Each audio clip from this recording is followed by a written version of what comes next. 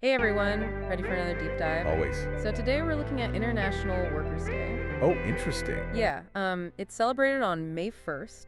And you know what? What's up? Our sources for this one are kind of unique. Okay. It's a snippet from a history class lecture, Mm-hmm. and then this English learning podcast. Huh. They actually use the lecture for like vocabulary and grammar lessons. Oh, that's cool. So we get like a double whammy. We get the history and some language stuff too. Exactly. And it all starts with the history teacher. Yeah. Talking about how important it is to understand how laws came to be. Right. Especially as an informed citizen, right? Yeah, makes sense. Then boom, big surprise. Oh. May 1st isn't a national holiday here in the US. Wait, really? Nope. And a lot of other countries observe it. Yeah, that's surprising. So why the difference, right? Like, what's the story there? Well, to get to that, we got to go back to the 19th century. Okay. And the teacher just lays out these just brutal working conditions. Oh, wow.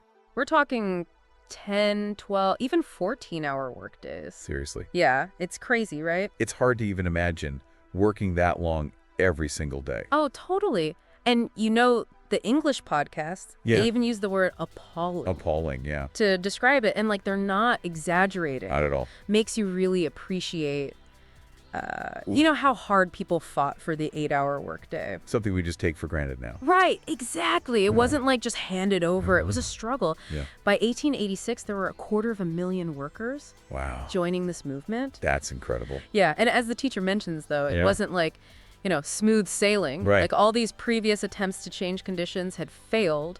So labor organizers had to resort to what they call drastic measures. Drastic measures. Now, that's a loaded... Like, what did that actually look like back then? Well, the history teacher doesn't let into specifics right away, but they do say there was a high price paid for that 8-hour workday. A high price. Ooh, now I'm intrigued. What was that price? Like, did they have to compromise on other things to get it? Or were there consequences? Yeah, that's what got me hooked, too. Yeah. Like, what exactly happened? And that's where we'll kick up in part 2. Can't wait. But for now, think about this. Do you think that 8-hour workday was like a turning point in labor history? Ooh, good question. Or just one step in a much longer journey? That high price. Yeah. It gets really clear just a couple of days after the 8-hour workday goes into effect. May 3rd, 1886. Okay. Police actually fire into a crowd of strikers. Whoa, hold on. So they finally get this victory they fought so hard for. Yeah. And then this happens. What even led to that? Well, even after the resolution, Right. there's still a ton of tension, Yeah, unrest. I bet. It seems like the police were brought in to control the striking workers, and Yeah. things just escalated. Dramatically, 4 people were killed, Oh my gosh. many more injured.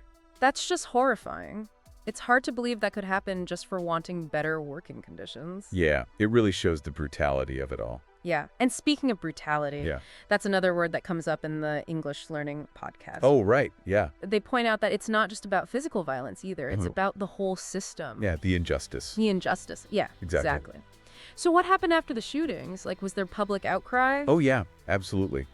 This event, it became known as the Haymarket Affair, The Haymarket Affair. Okay. and it sparked even more outrage. Yeah. It led to this huge protest meeting the very next day. Oh, wow. Yeah, the goal was to speak out against the police violence and keep fighting, Yeah. for workers' rights. It's interesting how that English learning podcast Yeah. brings in different perspectives from outside the U.S. Like Oh, right. Erica, one of the hosts, she's from Canada, and they celebrate Labor Day Yeah. on the first weekend of September. Oh, interesting. Yeah, it's kind of this historical quirk tied to Queen Victoria's birthday. Oh, wow. I didn't know that. Yeah, it just goes to show how different countries have Yeah. adapted these events in their own way. Right, right. And then you've got Marco, the other host from Ecuador. Uh-huh. He actually does celebrate International Workers' Day.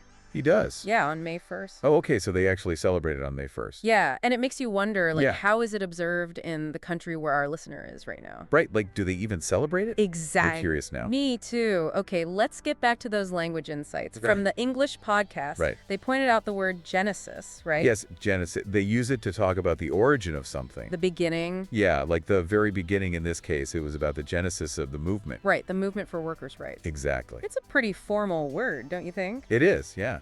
Like almost academic. Yeah, it is. And it makes me think about how, language itself Yeah. can reflect these power dynamics, That's interesting. Like those in power using more formal language. Yeah. And those fighting for change maybe using more everyday language. Huh. That's a good point. The podcast also talks about the hostility Oh, right. directed at the labor movement. Yeah. It's not just disagreement, it's Yeah. active opposition. Yeah, Right. often fueled by fear. And prejudice. Prejudice, yeah.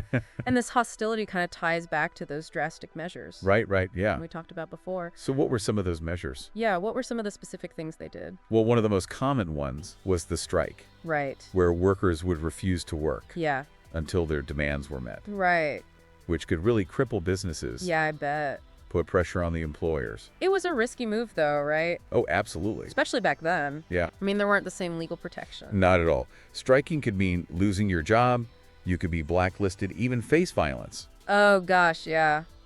from authorities or hired thugs. Right. Remember the Haymarket affair? Right, yeah. Stark example. Yeah, for sure. Okay, so we've got the genesis of the movement, Yeah. the hostility they faced, Mhm. and the drastic measures they took. Right.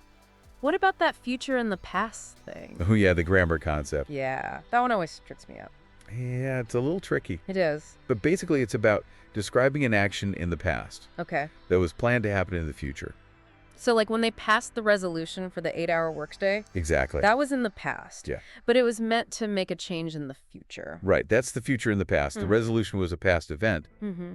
but it set in motion the 8-hour workday, which at that point was a future event. Got it. The podcast uses this sentence from the lecture. They passed a resolution stating that 8 hours would constitute a legal day's work. Okay. That would constitute is the future in the past tense. It's like a time paradox or something. Yeah, it is kind of. But it makes sense now that you explained it. That's good. And you know this concept. It's not Yeah. just about grammar. No, you're right. It's about how these historical events, Yeah. like the fight for the 8-hour workday, Right. shaped the future we live in now. Exactly. It makes you think about What? how the actions we take today can have these ripple effects way into the future. That's a great point. So speaking of the future, Yeah. let's shift gears a bit and talk about the relevance of International Workers' Day today. I mean, are these issues really still relevant in the 21st century? That's a great question, and one we'll dig into in part 3. Okay. We've uncovered these historical roots. Right. But what about the branches? Yeah, good analogy. How have things changed and what challenges are still out there? Right. Stick with us and we'll find out together. Okay, so we've gone through this whole journey, uncovered the origins of International Workers' Day, Uh-huh. learned some new vocab even. Right. But, like, how does all this connect to our lives today? Right. Like in the 21st century, is this still relevant? Exactly. That's the big question, isn't it? Yeah. Because it's easy to think of this as just a story from the past, confined to history books and all that. Yeah, totally. But the reality is a lot of the things those workers were fighting for back then Yeah. are still issues today. Oh, for sure. Like when we were talking about those appalling working conditions, Right. I immediately thought about sweatshops Yeah. and even some of the gig economy stuff we see now. Exactly. It makes you wonder, has anything really changed? Seriously. I mean, yeah, progress has been made in a lot of countries, Right. especially with things like child labor laws and workplace safety. Yeah. But there are still so many workers around the world facing exploitation and unsafe conditions. It's true. Makes you wonder what those early activists would think Oh, yeah. if they could see the world today. I know, right? Like, would they be happy with the progress? Yeah. Or discouraged that we're still dealing with some of the same problems? Exactly. I think they'd be amazed by all the technology. I bet. Like stuff they never could have imagined. Yeah, for sure. But also probably frustrated, Yeah. that some things haven't changed that much. Like we're still fighting some of those same battles. Yeah, unfortunately. I was just reading about automation the other day Oh. and how it's going to impact jobs. Mm-hmm. And it got me thinking, are we heading towards a new kind of labor struggle Oh, interesting. where machines are replacing human workers, Yeah, leading to more inequality and displacement? that's a valid concern. It is. Technology has always disrupted the workforce, Right. but the pace of change is so much faster now. Yeah, it's crazy. The important thing is making sure these advancements benefit everyone, Right. not just a few. Exactly. So we need to think about, how we educate and train people Yeah, for these new jobs of the future, right. but also how to deal with potential job losses and income inequality. It sounds like we need like a new genesis, Oh, I like that. a new movement, Yeah. that tackles these challenges of the 21st century workplace. Absolutely.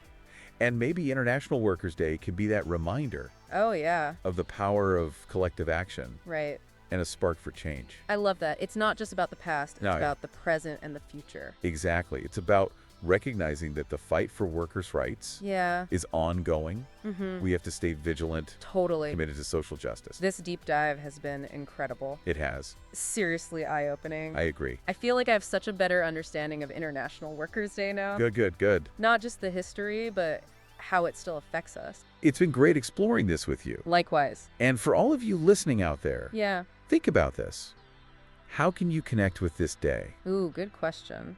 Maybe it's learning more about labor laws in your own country, Yeah. supporting businesses that are fair to their workers, Mm-hmm. or just having a conversation with someone about this. Exactly. Every action, no matter how small, can help create a more just world. So well said. Thanks for joining us on this journey. Yeah, thanks everyone. And until next time, keep diving deep.